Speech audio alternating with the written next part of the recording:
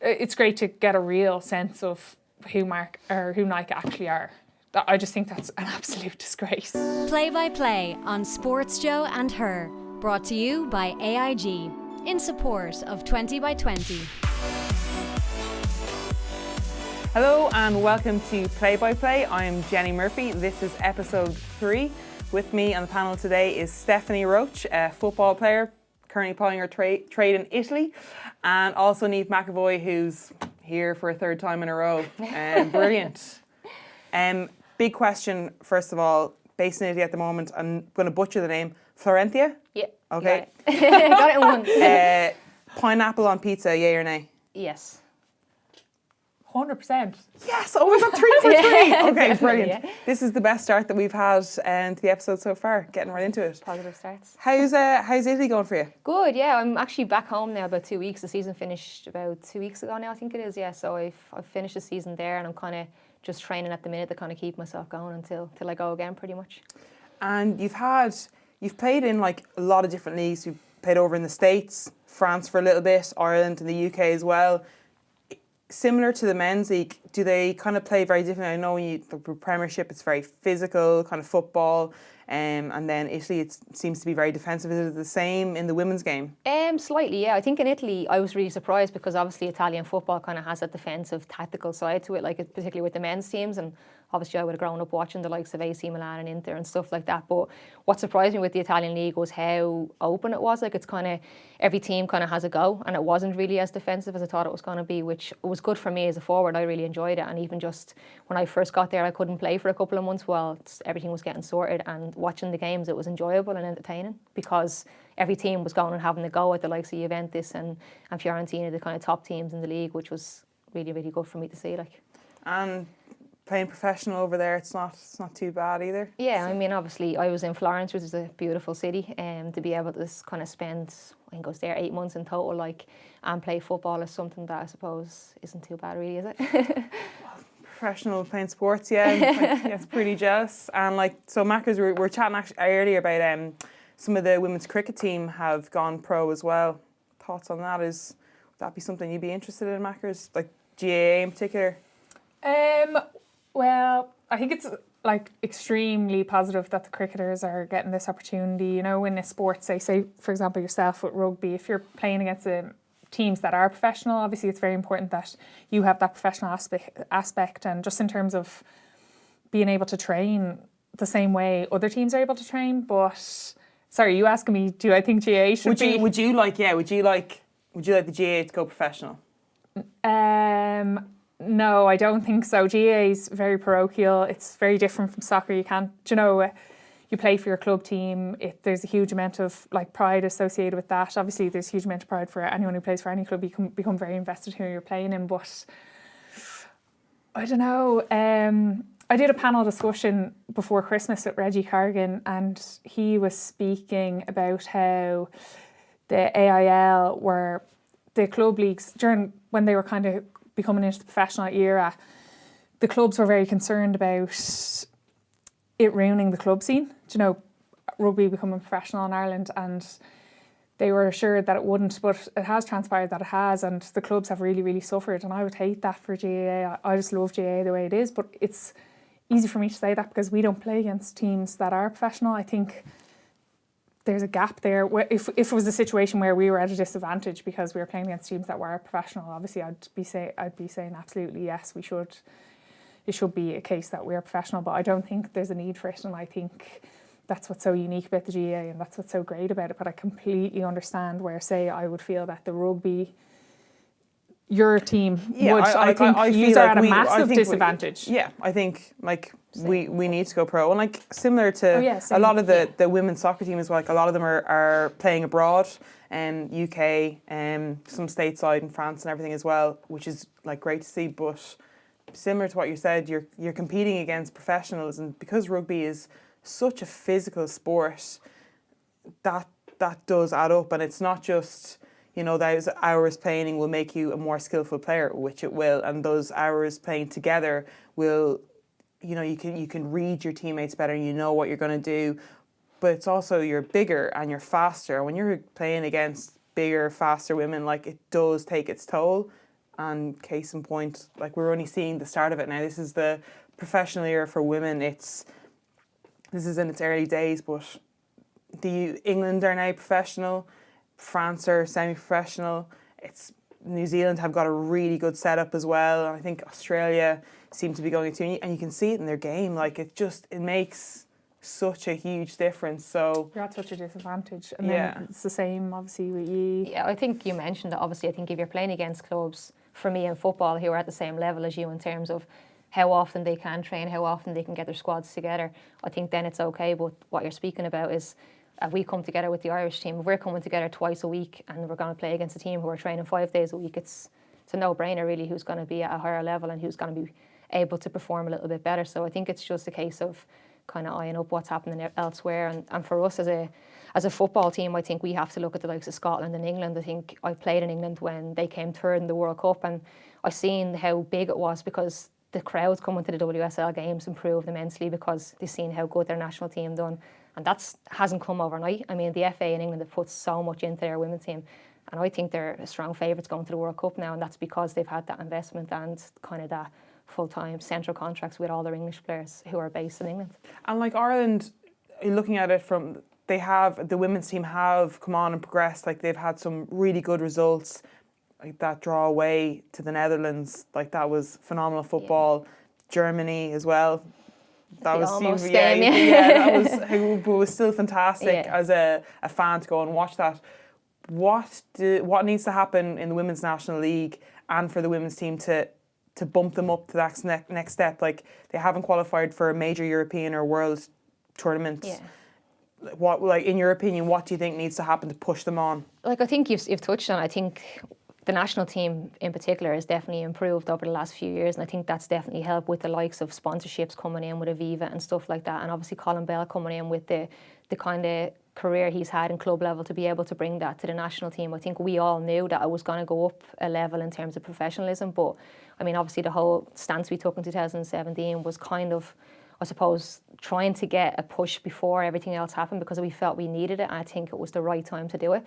But I think if we're going to qualify for a major tournament, we need more investment than we need, I think, our own sponsors, because I think if you look at the likes of Liverpool in the WSL, they've got Avon on their jerseys now rather than the Standard Chartered that the men have. And it's obviously brilliant to be involved with the men's team and to be included in everything they do. But at the end of the day, I think any big sponsor that comes through, if they're putting money in, they're going to want it on the men's because they know they're going to have more exposure than the women. So I think it's things like that need to change. I think getting more individualised things for the women's side will help, I think, give more exposure. And I think that's what's needed, and particularly with the Irish team at the minute. I think it's something that's helped the last campaign. I think it was huge. We got bigger numbers than we've ever had before. And I think, again, that was because we had Aviva coming in and really, really pushing, kind of promoting the games and getting people to come out and watch it. And I think it's going to take a little bit more of that to happen in the future for us to kind of push on in terms of promoting it. But obviously, it's on us as well as players to be able to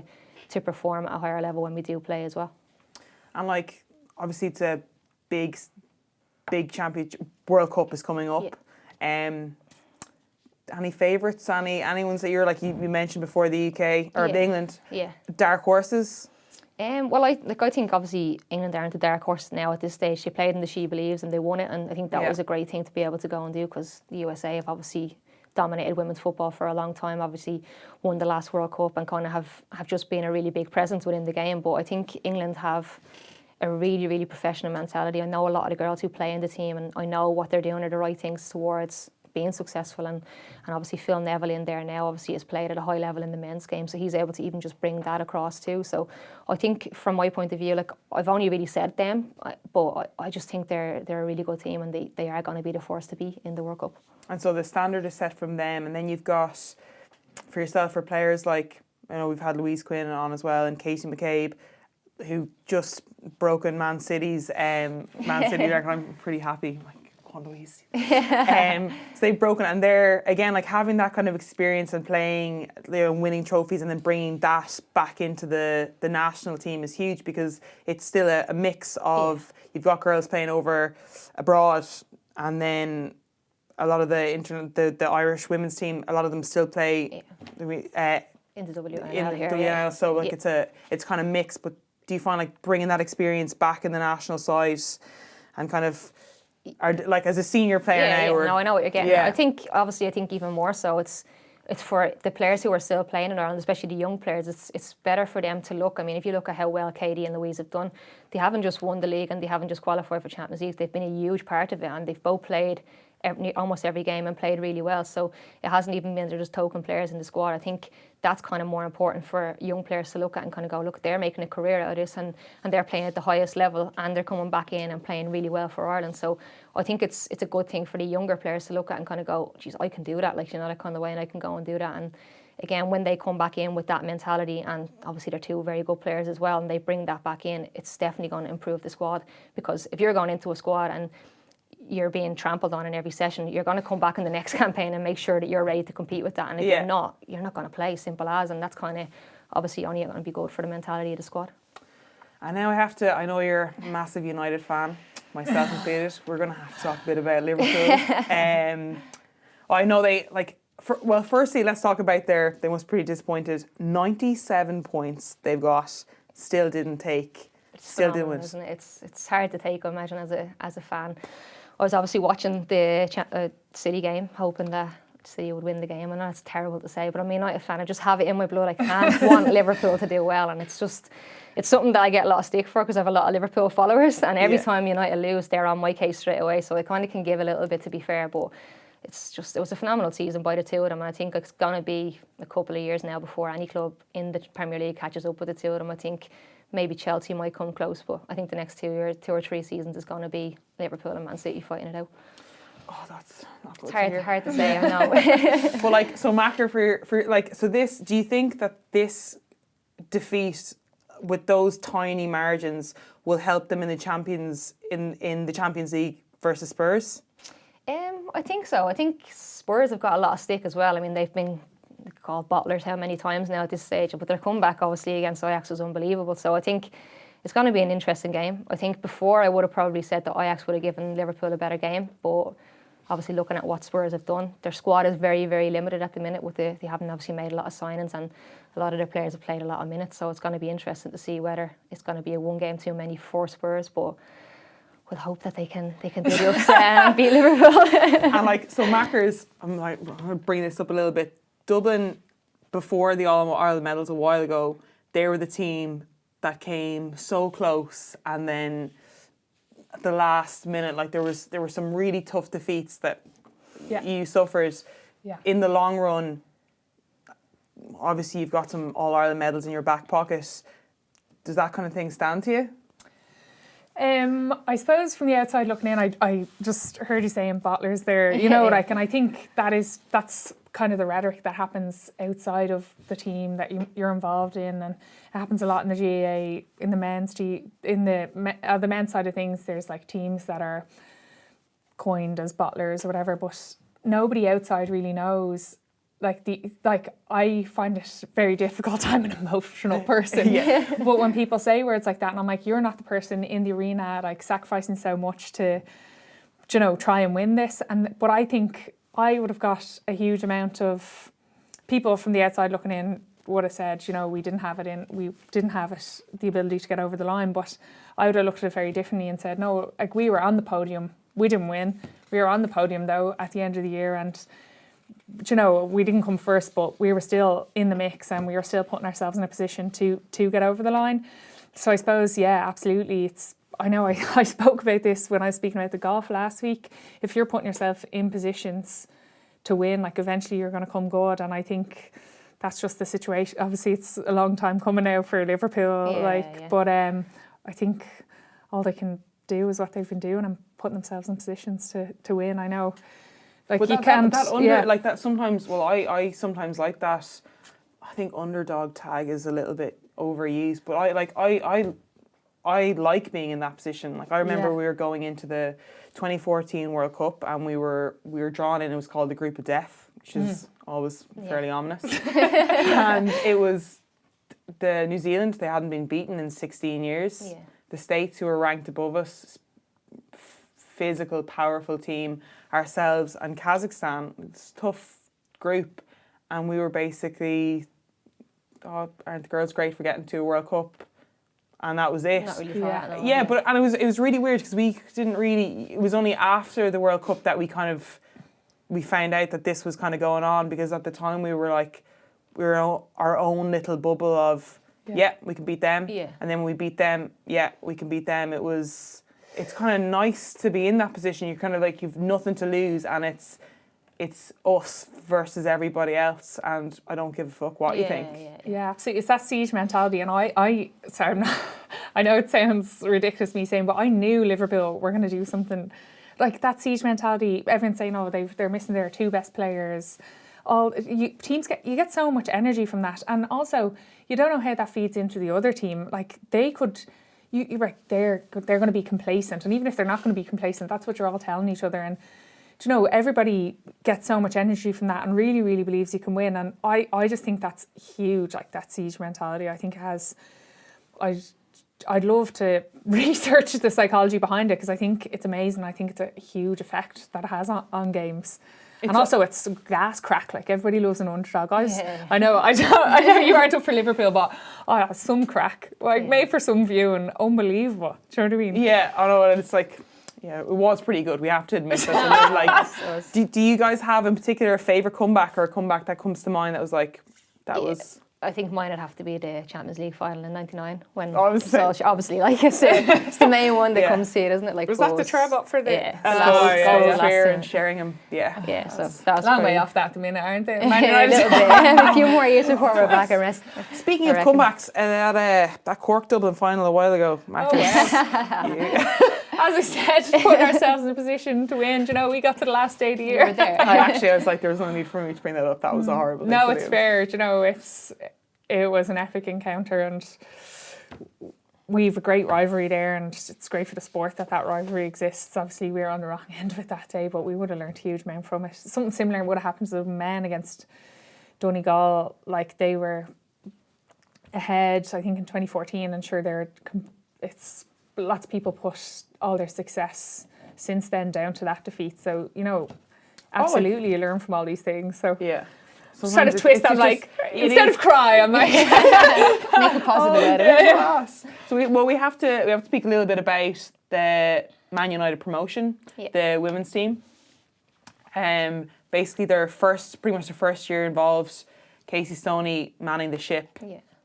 That bit of investment that you get, and they're putting in they've been knocking some goals in against their opponents, so they're going to be in the league as well. What do you make of this? It's been excellent. I think, obviously, from my point of view as a player who's played in England, I heard a lot of people complaining that Man United got into the league because they got in ahead of teams that maybe have been there longer.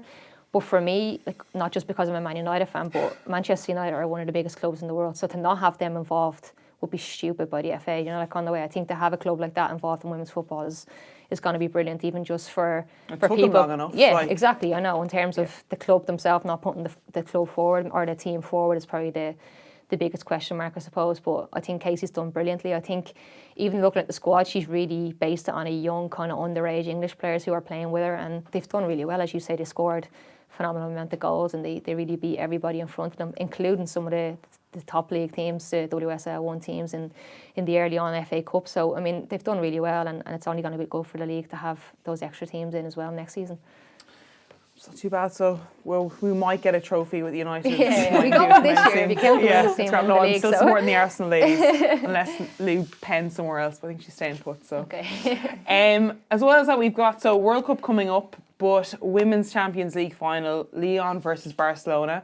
I know Lyon have won. They've won it 5 times since 2011. They've won the last 3 times in a row.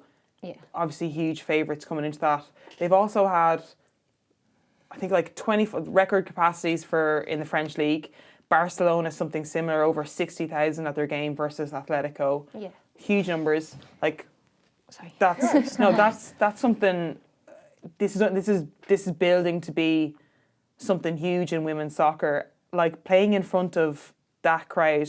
Now, you've played in front of big numbers, and you've played on the pitch when it's been the highest attended women's sport in Europe. I know, we've been taken over by the soccer matches, but that's incredible. And I think you kind of touched on it there when you were speaking about Man United, and they're one of the biggest clubs in Europe, and you should have them involved, and that's what promotes the game. And absolutely, I feel the men's side of things in Dublin are very good to us and promoting our game. But then also you touched on, you kind of were encapsulating everything that's important for women's sport there. You spoke earlier about sponsorships, and obviously ladies football have that with Lidl, did amazing things. So they were promoting the games, putting ladies football, like faces of ladies GAA players out there. Then also the association, the LGFA, were working really hard. So everything just kind of came together for that attendance. It didn't just happen because, like, I would have thought at the time I would have thought at the time, you know, Mayo fans are, in the first year in 2017 when we had 46,000, phenomenal. I was like, we'll never beat that again. I didn't think we'd get it second year, because Mayo fans are like unbelievable fans, and they across the men's and the women's. And I was like, oh, it was Mayo who did that. They brought all those numbers. But then the following year we smashed it again and we got 52,000, and we were playing Cork, and it's all these little things coming together. Well, they're not little, they are big, but it's kind of a sum of all the parts coming together to achieve that. And the landscape of women in sport at the minute in Ireland is amazing, and all of the different things that are happening are enabling it. Like, I think the environment that we're in now would have somewhat enabled those cricket contracts over the week. Like, absolutely, why shouldn't they get it? And I think it's the environment that there is in the country at the minute, you know. And there's an appetite for it. Like, people want to see more of the cricketers. They want to see more of Leona Maguire in the golf. They want to see... There's an appetite, that's exactly they want to see teams successful, and if you invest in it, you're going to get a better quality again. Like, it kind of comes full circle, and the more you invest, the more you're going to get out of, the more it grows the game, and then, the more you have, like, choices and kind of other players to look up to. And it's like, I loved, before World Cup, they were doing, like, a minis camp, and I rocked up, and there was, I think, 3 fields filled with underage players. And then as you got a little bit closer, it was scrum hats and gum shields and girls. They were all girls. Yeah. And it was like, oh, this is so brilliant. Cool. Like, to be a part of something, and you can only see, like, and as well as that, it's going to feed into the national squad and your county teams and stuff as well. So this is a good place at the moment. I don't know if it's the same in the soccer. I'm quite far.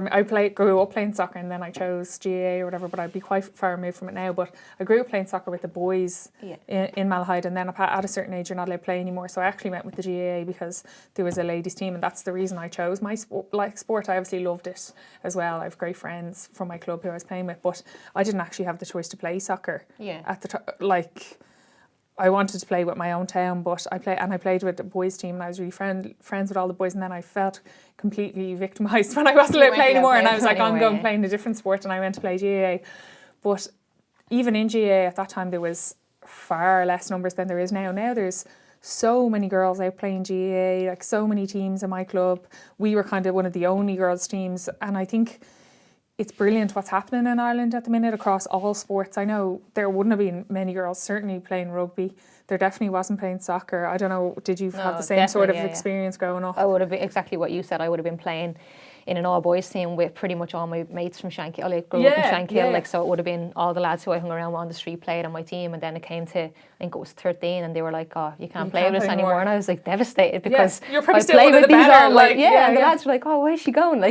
But I ended up going to play with Cabin all-girls team then, and thankfully I kind of had that transition as such, but I always remember kind of going from playing with the boys to playing with the girls and feeling that it just wasn't the same level as well. And I know that sounds really bad because you obviously want women's football to be better, but at the time I thought I was better suited to be playing in the boys' league up until a certain age. I think when I got to maybe 16, I think that's where it is now. I think it's under 16 you have to stop playing, but I think it's a better level for the girls to be able to play up until that age rather than 12 or 13. But I don't mean to be philosophical or anything, but I always hear, you know, you're saying there, it would have been a better level. The boys playing, it would have been, when you were playing with the boys, it was a better level than when you transferred across to the girls.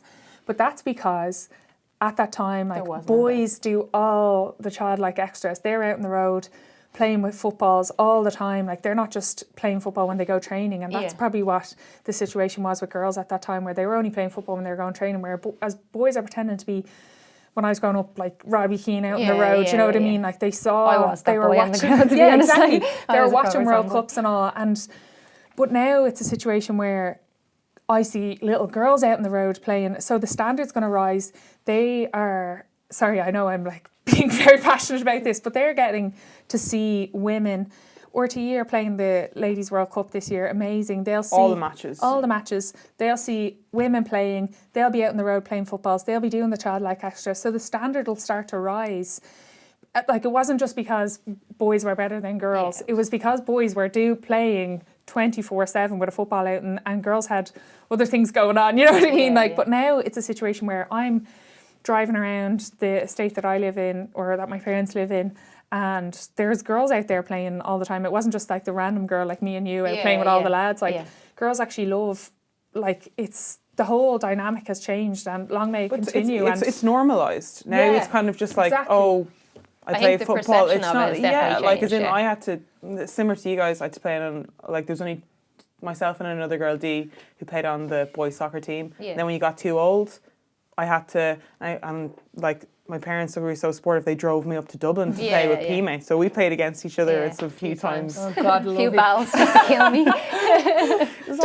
I know, she says that's my problem, but she was the same with you. She genuinely used to kill me. Like, I used to be like, do not put a ball in the air, because if you put it in the air, she's going to absolutely go through me. Like, so, she makes it sound like she chose rugby, but no, she had no choice. She kept getting sent off every other sport. Listen, speaking of UFC, right? UFC 237 is just finished. So Jessica Andrade and Rose Namajunas, big fight. You guys seen it? No, I'm not going to lie. You are in for a treat. Okay. Here's a laptop I prepared earlier. Okay, just going to slide it there. Okay. Have a look. I'm not a big technology fan. From the outside. She's got to keep landing those leg kicks to wear down Rose, otherwise it's going to be long. Jesus. Josh with a flurry, but out of range until she landed that knee there. Now this is the counter they have for the lift. If you stay a hold of that, Andrade cannot lift. She can't. They both look so tired. She's knackered. Just the hands. Nope, can't lift there.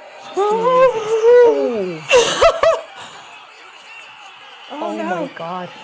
Call the police. Jesus. Oh no. That's crazy. How are these people happy? That is barbaric. It's crazy. Okay. Jen, did you enjoy that?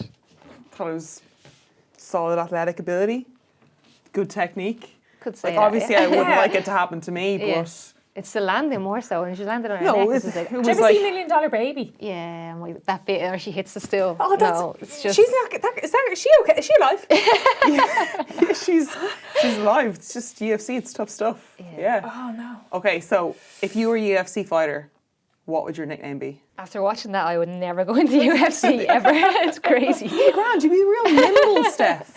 One of those nimble ones. You maybe not so much. No. I don't know. Well, I don't know. You give me a nickname. Yeah, you're putting with that top, maybe Gretel the Destroyer. I don't know. She will yodel you to death. So, you're wearing what is that? Is that a llama on your top? I think it's an alpaca. I think it's quite twinning nice. yourself in your t-shirt. Yeah. The head on the two of you. Yeah, I don't look like Heidi, like heading off to the mountains. It's very sunny out. I wanted to even up the shoulders. Out. Fair enough. Okay, well that UFC turn has taken a turn. But yeah, sorry, that was terrible. But so UFC not for you guys. Definitely not for me. I don't even watch the men's. Like, I wasn't that. I just didn't see the women's, but it frightens me. I know they're like super disciplined and like unbelievable athletes, but I just couldn't. I'm like glad I play GA where there's not much contact. Yeah. So you guys are going to stick to golf as a secondary sport? Yeah. Yeah. Like, I think the kind of easygoing sports. Retire and play golf. Okay, so from the Beanpole, Heidi and myself, that is the end of part one. Stay tuned for part two. I'm going to jump right into it. Pro sports and motherhood, that's just crazy. United States national champion Alysia Montano came out in the New York Times interview with some pretty strong comments against Nike, her former sponsor. She said that she told Nike when she wanted to have a baby during her career, they said, or she claims they said, simple, we'll just pause your contract. So she didn't lose her payments. Then she came back 3 months after giving birth, taped her abs together, same abs that have been like torn apart during childbirth. And then 6 months, so sorry about that. I can show you pictures actually later on. So the same abs have been torn apart in childbirth. 6 months after she became a mum, she won the US National Championship. So just have to say, Nike acknowledged in a statement that some of the sponsored athletes had their sponsorship payments reduced because of pregnancies, but the company says it's changed its approach in 2018 so that athletes are no longer penalised. Right. Phoebe Wright, who was a Nike-sponsored runner from 2010 to 2016, said, quote, getting pregnant is the kiss of death for a female athlete. Like, oh man, that's tough. I'm even just trying to think of my head at the moment, any rugby players, female rugby players that have, because it's such a traumatic thing for your body to go through, to go from high level sports, jump back into it. But like one that springs to mind is Niall Williams. She's on the New Zealand Sevens team, and she's an unbelievable rugby player. She has kids. There's probably a few I just can't think of at the moment. And New Zealand contracts, they're actually very good with taking having children into consideration. It's in their contract as well, so sometimes the child can travel with the mother. Just like they stay in a separate hotel, but they can bring somebody with them, which I think is... New Zealand culture is all about family, though, across their men's and their women's, isn't it? Like, they're really good in terms of just family comes first, then your sport comes second. You know, even if they don't believe it, they let the players believe that, like, family's so important. And it is, like, if they're facilitating that type of thing, that's amazing. I just want to say, first of all, that's an absolute joke by Nike. They run all these campaigns all the time, how they're empowering people, how you go Serena Williams, like they jumped on the Kaepernick thing. Do you know, we love all this stuff, but that's so fraud if that's the case, if that's the stance they took with a woman becoming pregnant. They should, like, usually... Like all that makes me feel that all their other campaigns are just fake. If you know, they obviously are just they don't actually believe in. Yeah, like this is marketable salesmanship, and then they do their bit of social but justice. Then when like that, like she's an incredible athlete. If she came back and was performing so well 6 months after having a baby, and if they had have supported that, they would have had something that they could have spoken about, and it would have been real. They would have actually believed in it, and maybe they do believe in those other people they support and stuff, but it's just so fake to believe that they are a brand that empower women, and if this is the way they carry on behind the scenes. Like, and I'm delighted that girl went out and did, or that woman, went out and did an article with the Irish Times, because it's great, like that type of thing can happen in marketing, you know, but it's great. Times, it's great to see that, it's great to get a real sense of who Nike actually are. I just think that's an absolute disgrace. And like that is a ballsy move as well. They're such a powerhouse, you know, and like you depend, like especially she's a middle distance runner, especially when you're in athletics, like you depend so much on sponsorship and that kind of thing. So yeah, coming out like that, like she could have easily put her neck on the line for fair play, because like I think in this day and age you don't really expect to be punished for something that's like I think it's something that's not really spoken about as well, and that's why, like, even when we tried to talk about before we read that out, like, we're kind of going, is there many people that have done it? Like, I know in football, I've only known really a couple of players to do it. I mean, Elaine O'Connor, who used to play for the Irish team, had kids but then stopped playing, and I know in England, Katie Chapman has 3 kids, and I don't know her personally, but I know from speaking to Niamh Fahey, who was playing with Chelsea at the time, Chelsea were very good in letting the kids come to the games and stuff like that. And again, probably staying in separate rooms the night before a game and stuff. But I think it's something that's not really highlighted, and it's something that you probably haven't heard a lot about. So it's, as you say, it's very ballsy for her to come out and talk about it. She ran when she was 8 months pregnant. That's it's crazy. It really is. Like, it's not something you even think about, is it? I was thinking about how much chocolate I'm going to eat. Yeah. But, sorry, when you were reading that there, is it a situation where she had to come back after 3 months financially? She needed to... So she had to come back after 3 months. Her abs, she actually wasn't physically probably in...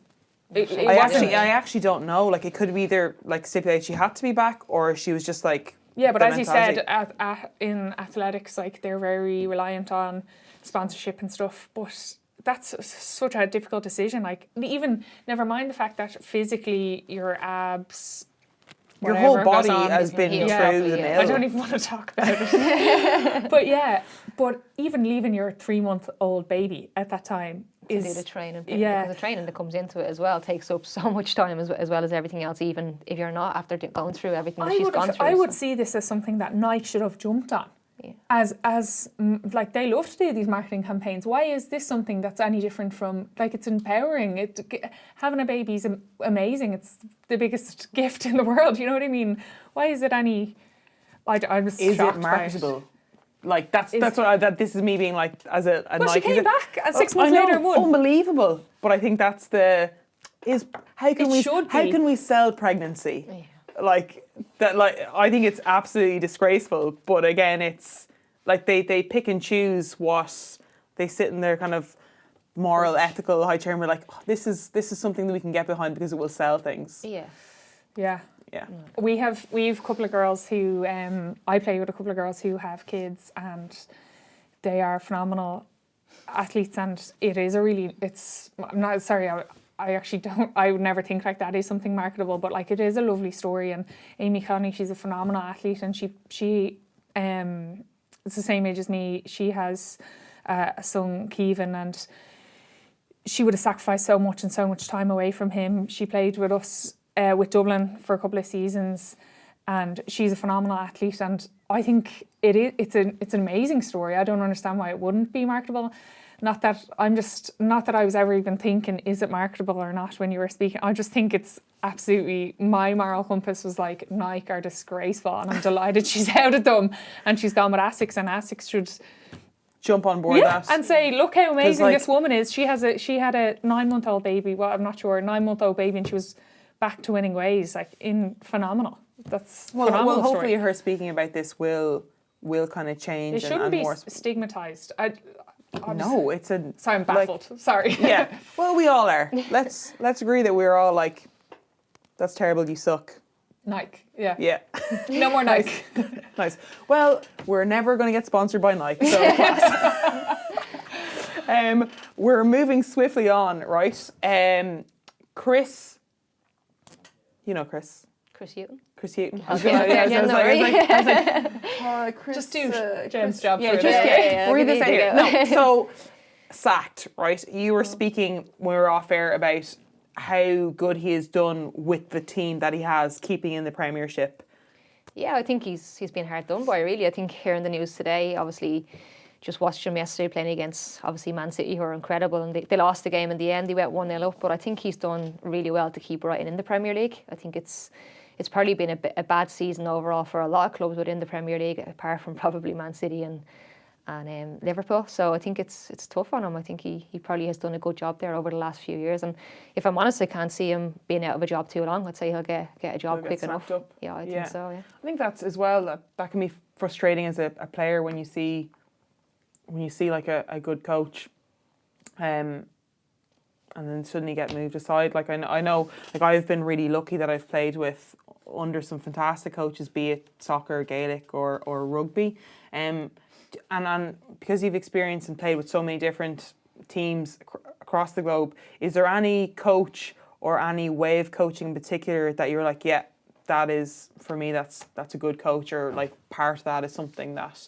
Yeah, I think for a coach, I think the most important thing is to get players to buy into what you believe in, and I think there's only really the best coaches that can do that. And I think I've been lucky enough to work with some very good coaches, but I think from my point of view, if I go into even just a meeting before a game and we're talking about a game and what's needed to get through to win the game, and there's a coach who's really, really instilling that confidence in you, I think that's kind of the trait that most good managers have. And I've only really had maybe a couple who really have had that, and I think, like, I'm not just saying it because he's a manager now, but I think Colin Bell is probably one of them managers who you go into a meeting and after coming out, you know what he wants from you, and you believe you can get it because you know he believes in it, if that makes sense. Yeah. So I think that's probably one of the best traits I've had seen in a manager. And it's not just Colin, I've seen it in a few managers over the years. Noel King was another one. I think he was a manager, he'd just go out and you wanted to run through a brick wall for him because you knew he was very passionate about it as well, you know, that kind of way. So I just think it's wanting to win. And I think if you as a player know that they're putting in the effort, you want to go out and put it in as well, that kind of way. So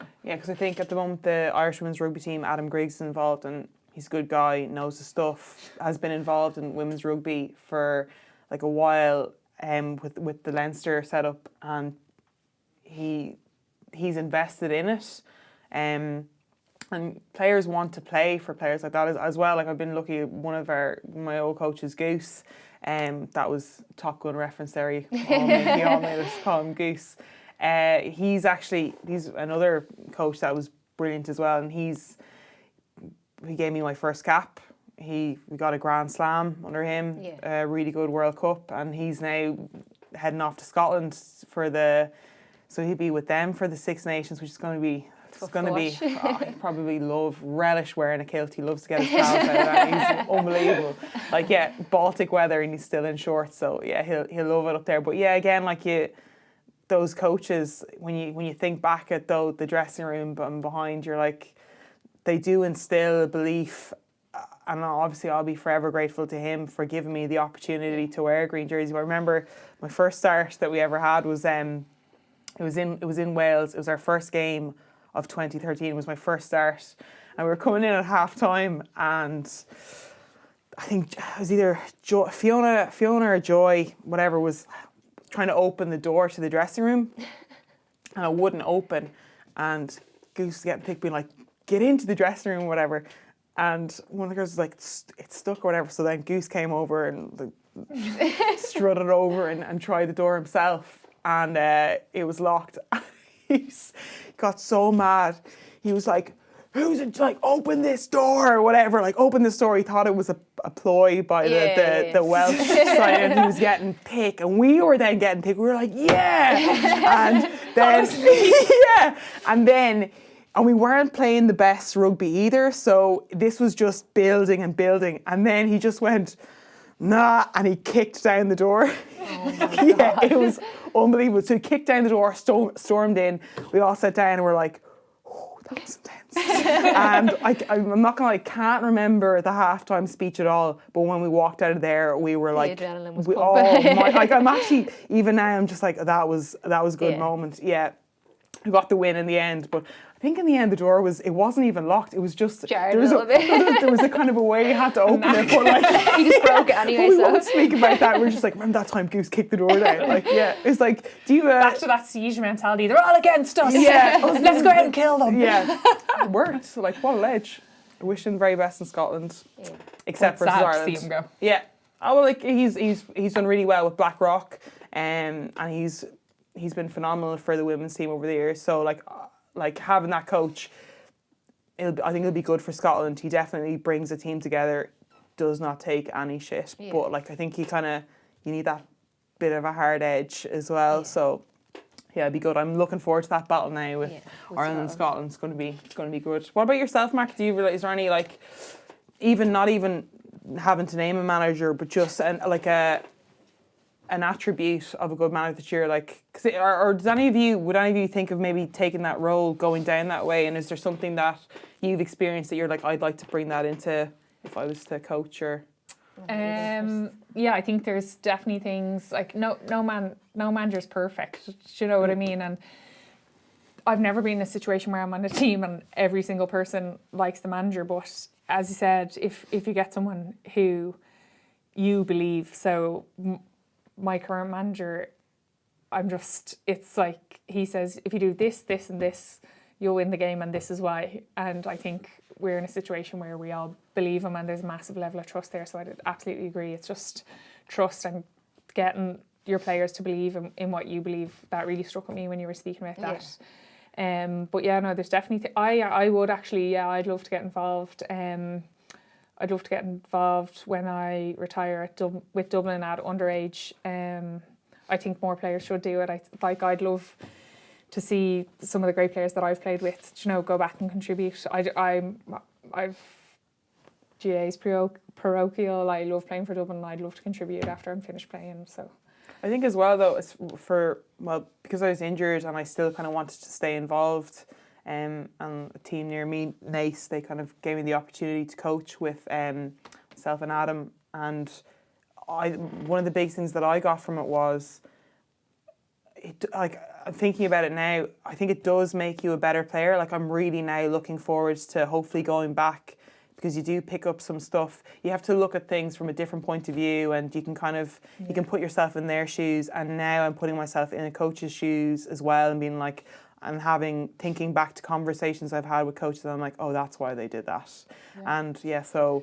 We spoke before as well about having an awareness of your strengths and weaknesses and just surrounding yourself with a management team. So no man's an island, you know what I mean? Nobody's going to get it right all the time. So it's equally as important that the people who are surrounding you are offering, you don't just have yes men telling you, yeah, you're a great fella. Like, I completely agree with that. You know, a dynamic team that's involved, that everyone's contributing beyond just what's happening, you know, in training. Everybody's contributing when it comes to discussing how the team are getting on and things like that. So I think it is very important beyond just that one, the head guy like leading the charge. I think it's important to have a really good team, like. And like, again, like I think a good head coach is, or a coach in general, they're not afraid to put up their hand and be like, this is not a strength of mine. Exactly. And having the kind of wherewithal to bring someone in who's good at that and not be hurt ego. I think it's just and as well as that, you know, like, good players as well are able to put up their hand and be like, that is not a strength of mine, it's something that I really, really work on. But I think you need you surround yourself with good people that can push yourself. And it's like reiterating what you said, you don't want everyone to be like, to agree, you want to be rowing in the same direction, but you need to have that bit of bite and learning from each other. So I think it's like, that's where you kind of get a kind of a team environment going. Good chat, you guys. In-depth stuff. That is the end of part 2. We're going to be moving on. One second. I just want to put you on the spot, because you put me on the spot last week. Right. You two guys played against each other. What's she like? Steph? Yeah, we touched on it a little bit earlier, Bruiser. I suppose. But yeah, she definitely was. I remember, like, whenever I played against her, I would play for Stella Mars at the time. You were with P-Mount, obviously, and I remember every time we played against her, like, don't put it in the air. If you put it in the air, she's going to go absolutely, like, go through me. So it happened a few times. I do remember my job was, I think Gleason was coach at the time, and it was I think you were very kind there, by the way. Sue Byrne would be playing centre back, like one of the best players I've ever played, like, just really, really smart. But she'd be like, she'd have a little conversation before, be like, you're going to be the workhorse here, Jen. I'm where the skills are at, and you're just going to run and mark whoever I say. And I was like, all right. And it would be always like the danger woman up front, so I'd have to mark Steph, and hopefully, fingers crossed, like, oh, please don't nutmeg me today. So thanks for bringing that up, Marcus. Really appreciate that. So then you took up rugby. Then I was like, something a bit more genteel. More suited to my skills. Yeah, so I decided to veer away. Thanks, Macker, for throwing me off my game. That is the end of part 2. Sound. Right, part 3. Big news as well with the 2020 campaign. They've gone and done the stuff of dreams by making up a women's in sports calendar. We're going to give you the link. Go check it out on the website if you need to find out any events, where to go to at the weekend or during the week. But now it's the main event. Pressure's on now. Pressure's on. Words of the week. Okay. Quote. It's got to be a women's... I'm really good at this. Yeah, Macker's is... Leave it to you. Macker's is deadly. Terrible. She's won none of them. Okay. None of them. Since the beginning of this whole... Yeah, well, whatever, Macker's. You're still 0 out of 2. I'm bad with names. No, we're just going to play the game. Okay. So we're working together for this? No. Oh God. No, you are enemies now. Okay, right? Enemies. Don't look her in the eye. Okay. Growing up, I played alongside boys, and I always watched football and always had idols who were men. But the main problem is that girls haven't had women to look up to. Louise Quinn. No. Cora Staunton. No. Katie McCabe. No. Oh, I'm just thinking of girls who might have been on the show recently. No, it's not. Every time, every week, she's like, Mia Hamm. Unbelievable. Has to be an answer once. No, yeah. Marker, okay, I'll give you a clue. You've met her. Football. Yeah. As in, like, well, it depends. Football. Sinead Ahern. No. Sarah. No. Oh my God! For the third week in a row, the only one that's been any good at this is Conan. It's not Gaelic football. Oh. So I should know this. I'm going to ask for like hints. Okay, I'll give you another quote. Well, okay. This is another quote from the same athlete. I was going to say Stephanie Roche. It's probably this me. Stephanie Roche. Yes! Oh, yes! Girl, you are bad. I just didn't think you'd use mics. I think we both said that about 15 minutes ago. It's an obvious one for most female footballers, so I just thought. Yes! I'm actually raging that you have a point, but more so for you, my friend. That is awful. Now, do you know what though? It would be really bad if you did say, "Oh, me, I said it," and it wasn't you. Yeah. It is definitely. I knew when I heard it. I was like, I've heard that before. You said it 15 minutes ago, right? Yeah. Right, we're going to end on that note. Thank you very much, Steph, for joining us. Appreciate it. Thanks for having me. Heidi, you're a ledge. Thanks a million for listening, guys. Tune in next week. Yeah, that was pants. Class. Okay. Right, that's all we have time for. Steph, disappointing. Disappointing finish, all right. Yeah, but thanks a million for coming. No, not at all. Heidi, thanks for joining us as well. No bother, girl. I can actually picture you like herding cows on a mountaintop. I'm just going to give up at this stage, just defending myself. Listen, at least your shoulders are evenly tanned. That's the main thing. Exactly. It's great. It's great. Thanks very much for listening, guys. Hope you enjoy the show.